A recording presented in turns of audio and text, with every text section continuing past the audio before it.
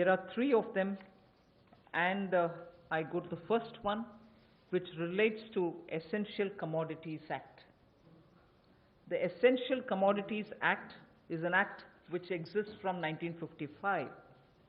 This is an act which is very important, especially when it was promulgated during those days where food shortages were common. Indian farmers were trying to produce but not adequately because of the agricultural impetus which was needed was just then beginning to be given. But however, when in 1955 it was passed, and subsequently also we had lived in days of shortages.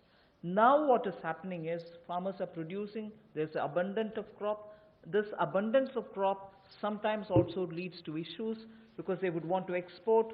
We don't permit them to export because we want to be sure that India prices don't go up.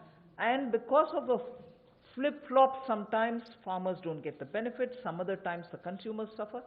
So this Essential Commodities Act requires an amendment. And that amendment will largely be towards making sure that cereals, edible oils, oilseeds, pulses, onions and potatoes will be completely deregulated.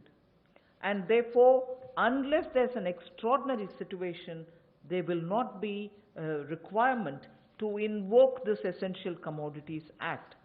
Stock limits to be imposed will be imposed only under exceptional circumstances such as national calamities or famine, or if there is a huge surge in prices. Otherwise, there is no need for invoking it.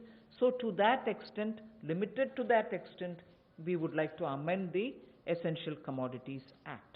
No such stock limit shall apply for processors, because today value addition happens at the doorstep of the food processors. Suppose he's kept stocks, and if the Essential Commodities Act comes into force, even his premises are raided and a whole lot of explanation is asked for. Even for food processing industry, it becomes a problem. So no stock limit shall apply to processors or value chain participants, or subject to the installed capacity. If they keep a certain quantity, that should be all right. Beyond the capacity is a different issue. So any exporter also will be given that facility so that export demand is not affected. Farmers' prices can be not affected due to uncertainty created by this. So there will be an amendment to the Essential Commodities Act. The first of the three reforms. कृषि क्षेत्र में प्रतिस्पर्धा